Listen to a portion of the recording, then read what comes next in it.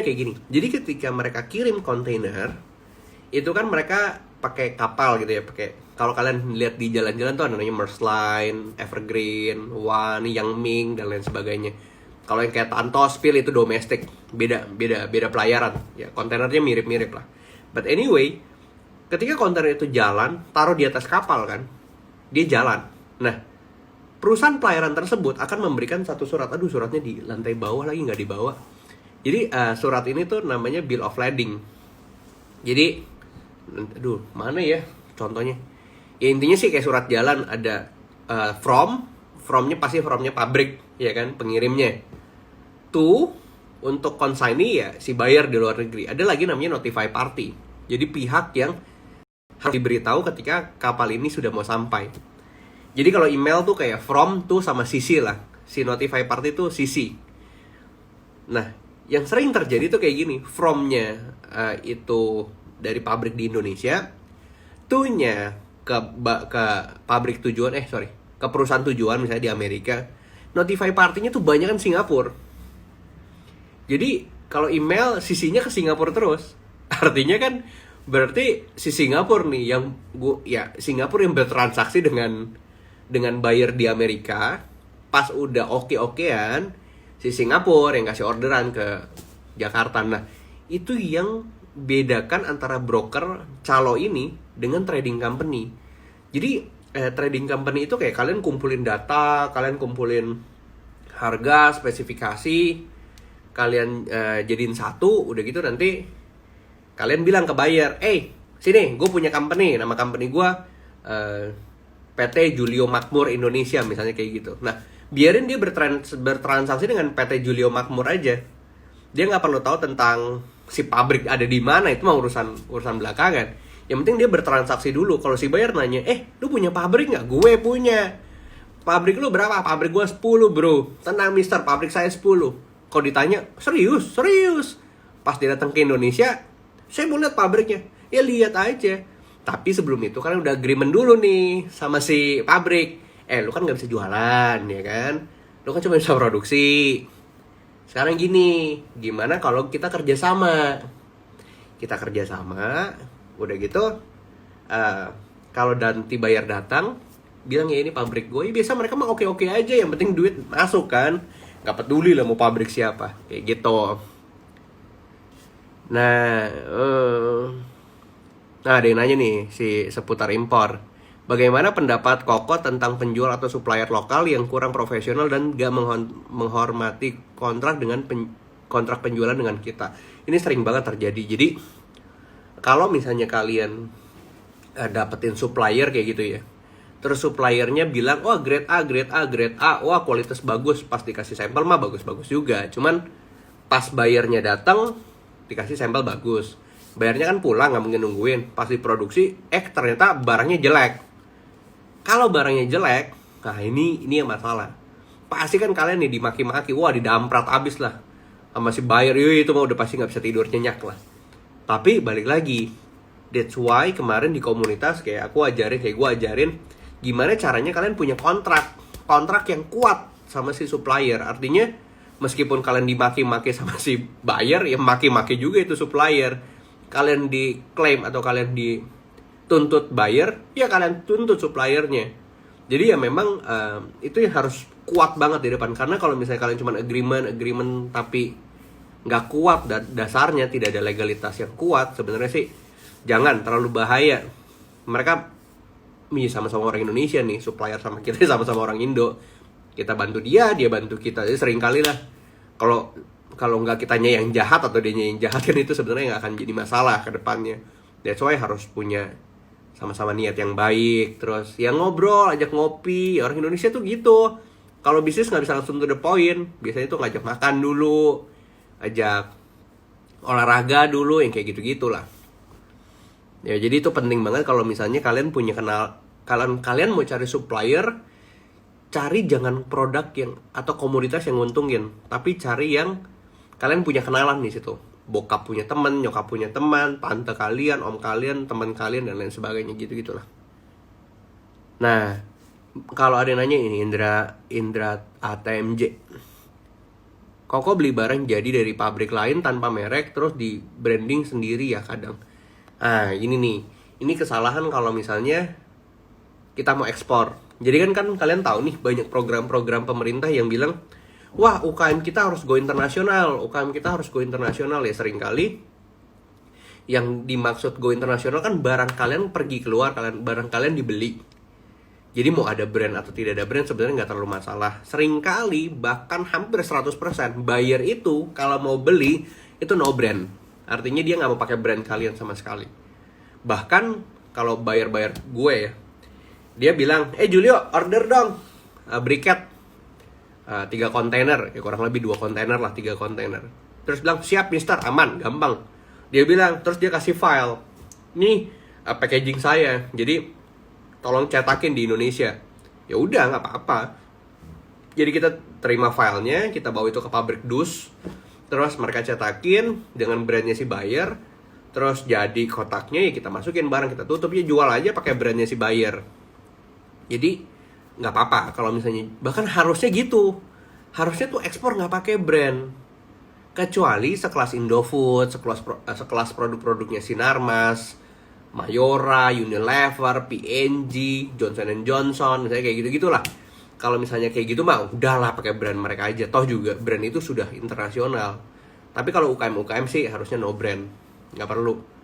Baru nanti ketika kalian jualan dengan ini produknya produk kalian, brandnya si buyer, nggak apa-apa, jual dulu aja. Kalau si buyer order lagi, that's a good thing. Artinya gini, artinya barang kalian ini sudah diterima sama pasar di luar negeri. Nah, ini yang balik nih, tadi gue pengen cerita tentang short story yang lucu. Gue kan kerjasama nih dengan banyak supplier pabrik di Jawa, briket ya, yang bisa produksi tapi nggak bisa jualan. Barangnya bagus-bagus, karena gue paham banget kan. That's why kalian harus paham terhadap produk kalian. Gue ekspor 1 kontainer ya minimal dapat 1.500 sampai 2.000 dolar. Itu udah minimal bersih. Ini seru banget nih. Kalau kalian udah paham alurnya dan paham ekspor itu gimana tuh lucu. Kadang-kadang lagi di mobil, terus tiba-tiba, Julio, I need 2 container. Terus bilang, oke, mister, give me down payment 50%. Biasa minta 50% dulu di depan, karena sudah terpercaya. Terus ya udah, pas dia kasih 50%-nya, gue kasih ke pabrik. Nih, Pak, orderan 2 kontainer 50%, dia kirim. Kalau misalnya gue beli dari pabrik itu berapa ya bilangnya? 10.000, gue jual ke buyer 15.000, ya kan? Kalau buyer transfer 50% dari 15.000, berarti gue dapet uang berapa? 7.500. Gue bilang ke supplier, Pak, gue DP lu 50% juga ya. Terus dia bilang, siap, aman, gampang. Wes, gak apa-apa. Buyer kasih gue 7.500, karena gue jual 15.000. Gue kasih ke supplier dong. Karena gue beli 10.000, 50%-nya berapa? Goceng, gue kasih 5.000.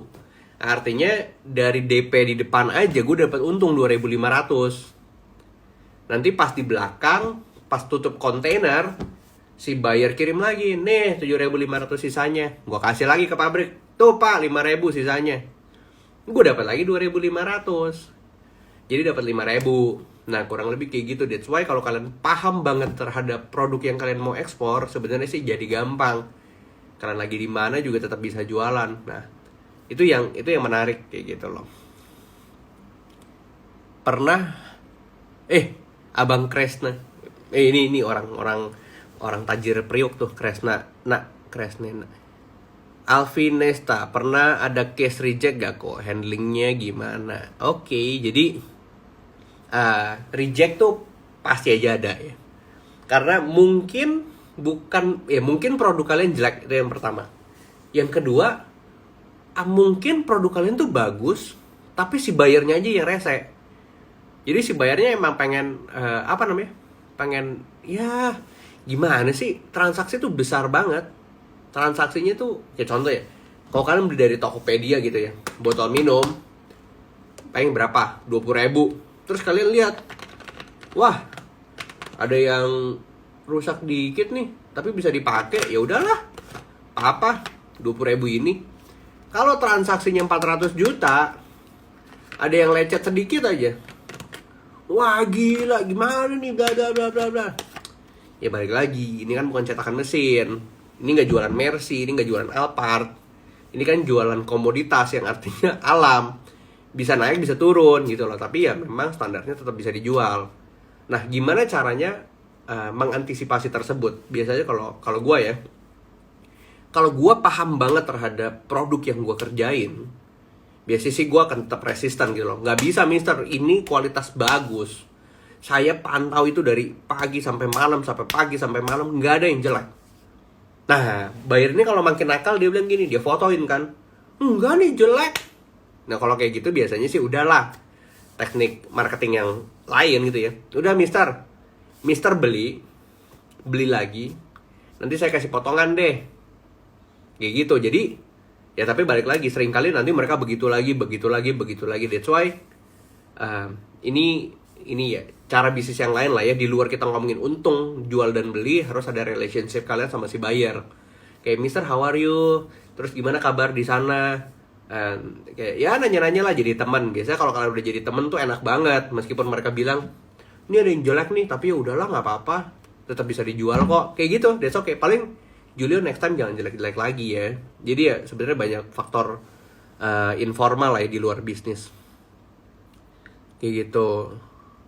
Tuh ada bro Kresna, jadikan aku muridmu. Wah, ini mesti belajar nih sama Kresna. Gue juga belajar nih sama dia. Waduh. Cerita pengalaman ketipu buyer. Sebenarnya sih gue nggak pernah ketipu buyer. Kenapa nggak pernah ketipu? Karena gini, gue nggak mau LC, gue nggak mau pembayaran letter of credit. Pertama, kalau letter of credit itu mereka taruh uang dulu kan di bank, open LC. Misalnya Bank of America, dia ada afiliasi lah kerjasama dengan BCA. Terus BCA bilang, Julio nih ada orderan nih, udah open LC, udah diterima, nilainya 300 juta. Ya udah, Julio kerjain dulu deh. Biasa kalau LC itu uangnya dipegang bank. Misalnya dia beli 300 juta, modalnya 260 juta. Misalnya kalian dapat untung 40 juta, ya udah 260 jutanya kalian modalin sendiri dulu. Nanti pas kalian kirim kan dapat bill of lading, ya tukeran lah ke bank kayak gitu loh. Tukeran nih, gue kasih BL, lu kasih gue duit. Tapi kan masalahnya siapa yang punya duit sebanyak itu? Maksudnya dalam arti ya ada aja sih pabrik. Cuman kalau buat kayak gue, terus kayak teman-teman yang baru ekspor, buset, gila buang uang 200 juta, 300 juta buat modalin dulu. Kan berat. Jadi gue sih nggak mau dengan cara LC. Biasanya sih gue titi. Jadi titi itu kayak bank transfer. Yalah kayak bisnis biasa. Nih Julio, gue transfer dulu nih 50% misalnya kayak gitu. Ya kalau dia transfer 30% sih gue nggak masalah juga. Asal si supplier juga mau di down payment 30%. Kayak gitu. Jadi once buyer minta DP, saya mau DP 20%. Bentar ya mister ya, saya pikirin dulu. Sebenarnya bukan mikir, sebenarnya gue juga nanya ke supplier, Pak mau gak nih gue DP 20% juga. Intinya sih dilempar-lempar aja kayak gitu. Jadi gak akan pernah ketipu, kecuali di DP 50% atau dia berani DP 70% nih. Kadang-kadang gue curiga juga kalau dia berani DP 70%. Saya akan bayar 30% nya ketika kontainer sudah saya terima. Ketika saya buka kontainer di negara saya cek, saya bayar 30%. Jangan pernah mau. Karena kan kalian sudah kasih bill of lading-nya tuh. Surat sakti itu, surat sakti pelayaran, itu cuma ada satu yang original. Nah, itu cuma kalian yang pegang. Sebenarnya surat tersebut ya. Oke, surat tersebut ya, gue lagi baca Nadim.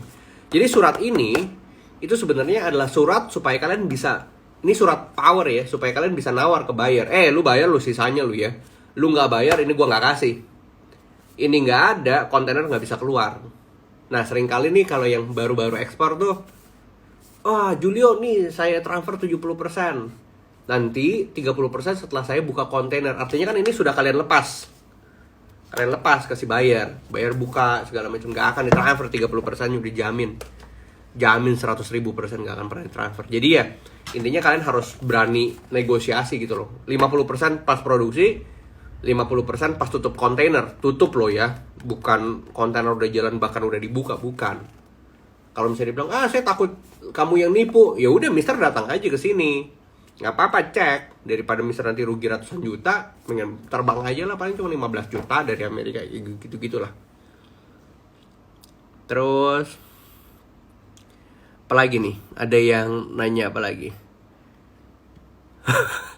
Nih, kalau ada yang nipu, lapor Abang Kresna aja, nanti Ogut bombardir sampai double. Gile. Nah, kalau ada nih seputar impor bilang nggak ada pikiran platform bikin Indo Express kayak AliExpress buat barang-barang Indonesia untuk UKM Indonesia. Sebenarnya sih harusnya ada konsepnya. Cuman kan kita lihat sendiri nih, pemerintah kan banyak yang bikin. Kayak bikin inatrade.id, kayak dulu ada tuh yang rame namanya apa ya? Lupa, kayak Indo Trading ya atau apa gitu. Cuman nggak jalan juga karena balik lagi ya. Ketika ekspor ini kan kita bicara soal fleksibilitas yang super tinggi. Artinya negosiasinya, terus harganya, terus ngomongin soal kualitas dan lain sebagainya, terus mau cek pabrik ini itu dan lain sebagainya. Jadi sudah pernah dilakukan oleh banyak pihak, termasuk pemerintah, untuk membuat e-commerce, Aspenku juga, untuk bikin e-commerce ekspor. Cuman balik lagi di sini nih, di sini ya masalah. Suppliernya belum ready. Jadi caranya adalah sekarang daripada e-commerce-nya yang bergerak di mana UKM jualan, lebih baik orang-orang yang punya knowledge terhadap dunia ekspor yang membantu mereka. Jadi itu sebenarnya konsep yang paling baik. Bukan dibikinin e-commerce, bukan. Karena kalau e-commerce semua UKM bisa jualan. Ini yang lucu nih. Jadi nggak mau sebut dari kementerian mana, nggak mau sebut dari divisi mana. Cuman salah satu petinggi pernah meeting sama gua nih, kita bahas soal ekspor. Terus dia bilang, Julio, kok kamu bagi-bagi data pembeli sih? Terus gue bilang, ya kenapa emangnya? Dia bilang, jangan bagi-bagi data pembeli. Loh, kok nggak boleh? Iya jangan. Kita juga punya puluhan ribu data. Kita nggak bagi-bagi tuh. Gue tanya, kenapa kok nggak dibagi? Karena gini, saya takut bayarnya ditipu UKM. Kalau bayarnya ditipu UKM, kan nama Indonesia yang jelek. Ya nggak salah. Cuman gue bilang, loh kok saya mikirnya terbalik ya Pak ya? Kalau saya mikirnya gini.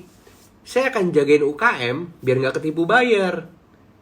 Jangan jagain bayar biar nggak ketipu UKM.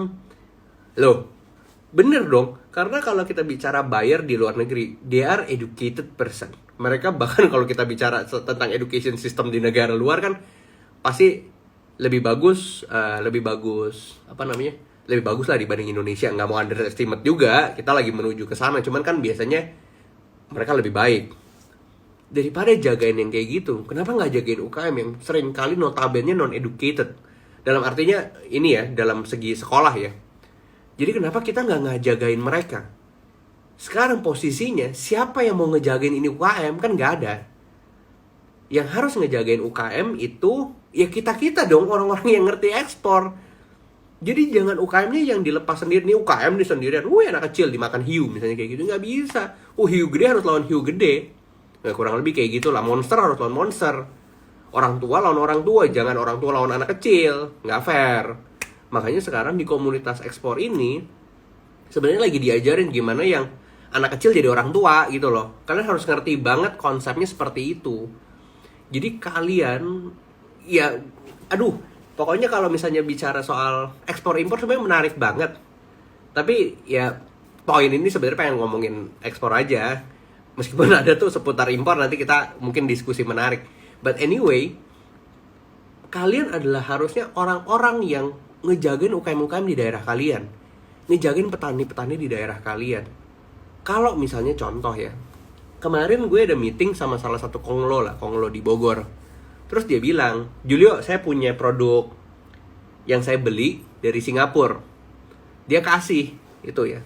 Gue kalau misalnya IG Live harusnya beli ini nih, ngasih produknya susah juga ya. Oh, ini ada di depan mata. Nih. Ini brand, terbalik nggak lihat nih? Ini brand Coco Loco. Jadi Tania Putri, halo. Persahabatan bagai kepompong. Jadi si Koko Loko ini itu air kelapa. Ini air kelapa dijual di Singapura. Harganya, ini harga segini ya. Ini berapa? 270 mili tuh. Mana sih?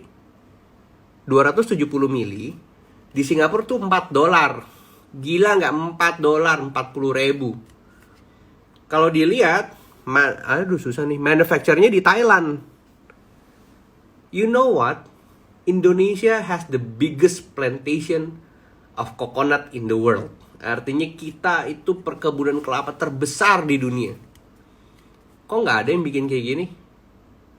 Yang benar-benar katanya kesehatan ya. Kalau di Singapura itu, misalnya ada orang bekas operasi, terus mereka pulang kemoterapi kayak gitu ya. Oleh-oleh mereka bukan buah di Singapura nih, si Koko Loko nih. $4, belinya ngantri-ngantri. Siapa yang coba ke Singapura sih cari Koko Loko ngantri-ngantri. Yang gue takut tuh gini, yang gue takut ya. Karena Thailand kelapanya nggak sekeren kita, nggak sebesar kita. Ya, ini kita ambil case-nya satu komoditas ya. Jangan sampai si Thailand datang nih ke Indonesia, terus dia bilang ke pemerintah, pemerintah, Pak Jokowi, saya punya teknologi bikin ini. Gini deh, gimana kalau saya manfaatin perkebunan kelapa di Indonesia? Saya ajarin mereka, saya bikinin, nanti mereka kerja di situ, ekonomi daerah meningkat. Balik lagi itu namanya penjajahan, bos. Ya sebenarnya sih enggak juga kalau kita lihat dari sektor faktor ekonominya ya enggak. Sebenarnya mah enggak salah, atau juga investasi asing dibutuhkan. Tapi kan sayang banget. Kenapa enggak orang-orang Indonesia yang bisa bikin ini? Itu poinnya.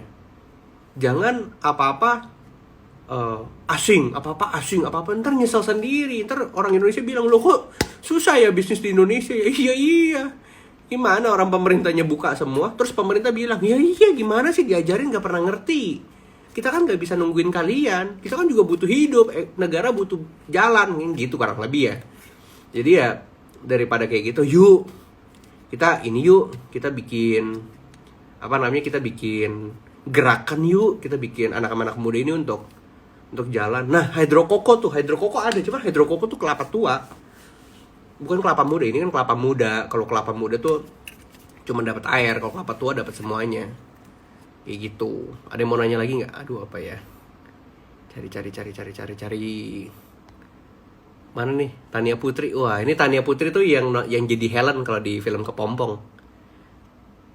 Dulu gue fans berat, sekarang jadi sohib. Jadi nanya nih, Koko kalau yang pemula tentang ekspor terus negosiasi ke petani atau suppliernya itu gimana supaya mereka percaya dengan kita? Yes, jadi kalian harus ngerti banget soal produk. Terus ya kalau nggak ngerti seolah-olah ngerti aja deh, udah nggak apa-apa. Terus bilang, saya punya buyer pak, tenang aja saya punya buyer. Udah cuap-cuap bebek aja, saya punya buyer. Itu adalah satu statement yang sangat kuat untuk pabrik percaya sama kalian. Mau kalian ngerti kek, mau kalian nggak ngerti kek, saya punya buyer. Kalau kalian udah punya buyer, sepinter-pinternya pabrik, mereka nunduk, siap bos, apa yang saya bisa bantu. Ya paling kurang lebih kayak gitu. Jadi ya nanti baru tuh belajar tuh gimana caranya. Kalau kalian turun ke petani, sebenarnya sih gini, nggak salah turun ke petani, cuman kan jarak kalian dengan petani kan jauh nih. Jadi kayak satu, mungkin kalian juga bukan orang lokal. Kedua, kalian juga belum tentu ngerti cara gameplay bisnis di daerah kayak gimana. Gue aja ketipu 800 juta hilang di Tobelo. Apalagi kalian yang baru masuk itu juga sama tuh, pasti kena juga. Aduh jangan deh, gue aja yang udah ngerti aja tetap minus 800 juta. Kan seram. Jadi kalian tuh harusnya ajak partner. Sekarang kan kayak contoh ya, gue ambil case gue ya. Gue bikin perkebunan di Tobelo, beli kelapa sendiri, ngolah sendiri. Intinya sih gue gak mau bagi profit, pengennya untung sendirian. Malah rugi 800 juta.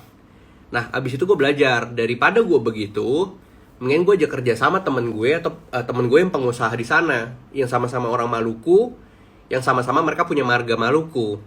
Jadi susah tuh untuk ditipu, karena ya teman-teman juga, maksudnya ya keluarga-keluarga juga di sana.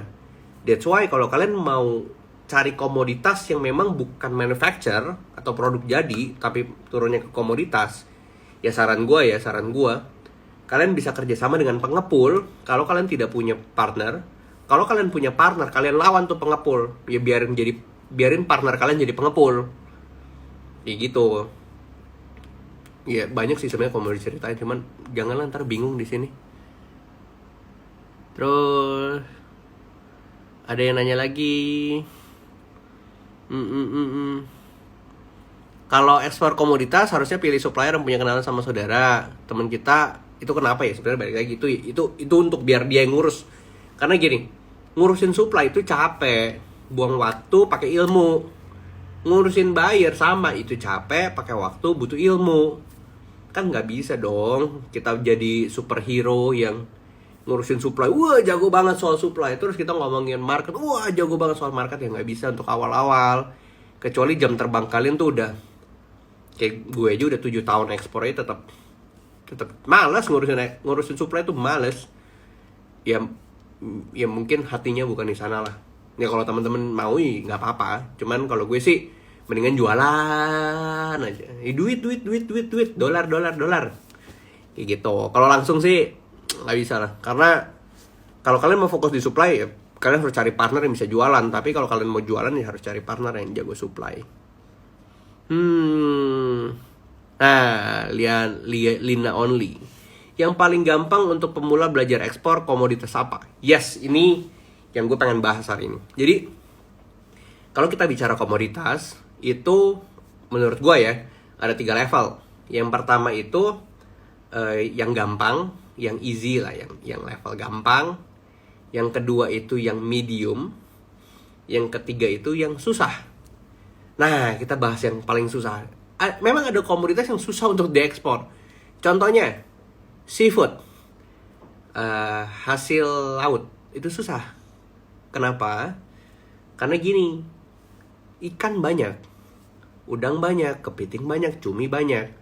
Permasalahannya seringkali bukan di sananya aja yang jadi faktor yang jadi faktor susah ekspor.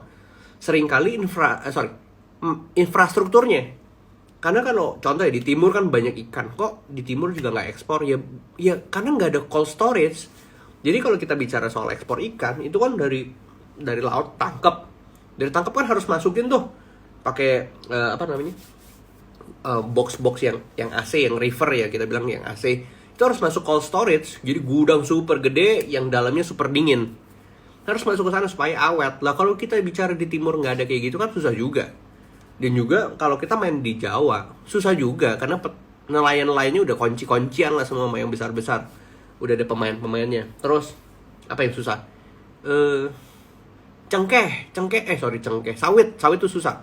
Jadi, meskipun kita eksportir besar sawit, yes. Tapi kalau kalian lihat persentasenya semua yang eksportir, itu yang perusahaan-perusahaan besar. Sorry to say. Jadi, buat kita anak-anak kecil, jangan main ke sawit. Karena banyak yang nanya, kok di daerah saya banyak sawit? Iya, ngerti. Cuman kalian harus tahu, sawit itu bukan tanaman yang tumbuh sendiri. Sawit itu sengaja ditanam. Bahkan seringkali sengaja bakar hutan untuk tanam sawit. Artinya memang player besar di sana yang memang sudah punya gambaran 5 tahun, 10 tahun ke depan kan untuk bikin itu. Jadi ya, kalau kalian mau ekspor industri sawit, jangan sawitnya, jangan minyaknya, tapi ampasnya.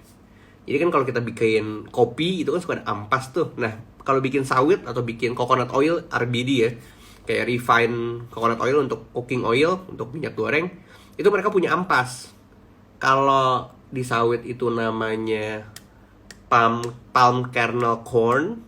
Kalau yang di minyak kelapa yang dari kopra itu namanya kopra meal. Ya intinya mah sama aja. Itu ampas yang memang diolah, itu bisa diekspor mentah-mentahan tuh. Itu biasa ekspornya ke China untuk pakan ternak. Jadi sapi, kambing, kuda, kayak gitu-gitu. Nah itu masih gampang. Kalau kita bicara medium ya, medium class atau medium level untuk komoditas yang bisa diekspor tuh, yang agak susah tuh cengkeh, terus apa lagi ya? Coklat itu susah karena harganya fluktuatif, naik turun. Nah, itu susah. dan juga mereka musiman. Jadi ya biasanya yang ekspor kayak gitu nggak terus-terusan. Nah yang gampang tuh yang pisang gampang, jagung gampang, kelapa, produk turunan kelapa karena udah ada manufakturnya, jadi tinggal jual-jualin. Kayak gitu-gitulah, itu yang gampang. Nah kapulaga masih gampang. Terus sekarang yang lagi rame tuh apa? Porang tuh. Porang lagi hits banget di Indonesia karena katanya kayak apa? Tumbuhan liar ya kalau nggak salah baca. Ternyata bisa jadi shirataki kan, kayak mie zero kalori. Nggak tahu bener atau enggak, tapi ya ya apa namanya? Ya lagi rame. Terus furniture juga gampang. Ya balik lagi, sebenarnya gampang atau susahnya sih tergantung. Kalau buyer minta model ya kalian kerjain. Kalau kalian bilang nggak bisa, ini model saya, kamu harus beli, ya susah. Ya kadang-kadang lokal aja belum tentu mau beli. Kan buyer itu punya ini ya, punya ininya sendiri, punya taste-nya sendiri. Kecuali kalian ini bekerja sama dengan perusahaan furniture yang memang sudah jalan. Jadi si pabrik ini kan sudah makan ini ya, makan asam garam di dunia furniture. Dia tahu, oh saya bikin ini tuh dulu itu ada permintaan dari Jepang, tapi modelnya tetap saya pegang karena saya pegang hak patennya. Wah dulu di Amerika saya bikin ini. Nah gampang tuh. Kalau mau ke Amerika nih udah ada model nih, ke Jepang nih karena kan nggak jauh-jauh juga, kayak gitu-gitu. Nah ada nanya nih Abdi Fermanda, harga komoditas lokal untuk udah hampir sama dengan harga global. Buyer minta harga murah, spesifikasi tinggi, sering gak match. Solusinya gimana? Solusinya gini, kalau memang lokal lebih gede permintaannya, terus harganya lebih bagus, jual aja lokal. Lebih baik jual lokal. Kalau misalnya barang-barangnya yang memang sudah oversupply, baru diekspor. Jadi contoh, kemarin nanya, kok ekspor bawang bisa nggak? Nggak bisa. Ya bisa. Siapa sih nggak bisa diekspor? Semua bisa. Cuman kenapa susah? Ya kita aja masih impor gitu loh. Jadi kita aja masih impor bawang, kita aja masih kekurangan bawang, ya jual aja lokal. Terus kok ekspor cabe? Ya cabe aja masih impor. Beras sama, beras juga masih impor. Jadi bahan pokok susah. Kita negara yang memang punya penduduk nomor 4 paling banyak di bumi. Artinya ya kebutuhan pokok, nasi, cabe. Mana ada orang Indonesia kalau makan nggak pakai cabe, pasti pakai cabe, kan kebutuhannya banyak. Janganlah diekspor. Saya juga butuh cabe, kalian juga masih mau makan cabe kan? Kalau semua ekspor cabe nanti kita nggak bisa makan cabe lagi. Jadi ya gitu-gitulah. Sebenarnya sih validasi komoditas tuh nggak susah-susah amat. Jadi kalau yang teman-teman komunitas kemarin dikasih cari PR, cari komoditas, cari tugas segala macam, tenang lah, itu gampang. Terus ada yang nanya nih, ekspor pisang, tapi proses ekspornya gimana? Kan pisang nggak tahan lama. Yes, sebenarnya kalau kalian tahu ya, barang-barang yang perishable atau barang-barang yang bisa busuk, bisa basi, kadaluarsa lain sebagainya, itu kan seringkali kalau kena panas itu langsung rusak gitu loh. Jadi kayak kalian kalau di atas kontainer gitu ya, jangan kalian deh. Ini ya apa, pernah baca artikel mengatakan ketika kontainer masuk ke dalam kapalnya itu lagi jalan di tengah laut, itu panasnya minta ampun. Panasnya luar biasa. Biasa barang rusak kalau memang yang perishable atau makanan. Caranya biar nggak rusak itu pilih kontainer river. Jadi kontainer yang memang ada pendinginnya. Pendingin itu kan sebenarnya bisa diatur suhunya tuh kalau kalian mau tahu ya. Ada yang misalnya minus berapa, jadi dalamnya pasti dia beku tuh, udah kayak kulkas. Atau yang 2, atau 3, atau 10, atau 15 yang adem-adem aja. Nah, jadi kalau misalnya kirim barang-barang perishable tuh bisa kontainer-kontainer yang macam gitu. Nah, kok kalau misal udah dapet, kalau kita udah bilang ke supplier ada buyer, terus beberapa lama ditagih sama suppliernya, sedangkan masih belum ada buyer, gimana kok? Bisa jadi supplier tidak percaya lagi. Jangan takut, kalau kalian push balik, yang butuh itu mereka, bukan kalian. Bilang, Pak, buyer, pabrik banyak. Pabrik gak cuma Bapak. Caranya tuh gampang, caranya gini. Yaudah Bapak kasih best price dong, harganya bagusin dong. Saya nih jualan pakai harga Bapak nih gak bisa. Meskipun mungkin belum ada bayarnya. Tapi ya kalau ikut komunitas mah gampang lah, bayar bisa dikasih. Jangan sampai kalian tidak punya data Kalian bilang, wah ekspor buyer yang susah bayar. Salah. Ekspor itu yang susah bukan buyer. Ekspor itu yang susah supply. Susah banget. Kalian jangan salah ya, ekspor itu kalau bilang, kok bayarnya nggak ada? Bukan. Bayarnya ada. Kalian harus tahu, buyer itu sebenarnya cuma satu titik kecil di belakang, di akhir proses. Dia itu cuma orang yang mau beli. Sekarang gini, kamu jualan apa? Kamu jualan minuman. Yang masalah kan gini, seringkali bukan siapa yang beli, tapi kenapa mereka tidak mau beli ya? Harus introspeksi dong. Oh mungkin bayarnya, kalau bayarnya nanya ke saya balasnya lama. Hal-hal detail seperti itu akan mengurangi kepercayaan buyer terhadap kalian. That's why kalau misalnya contoh, Julio, kan aku nggak main pisang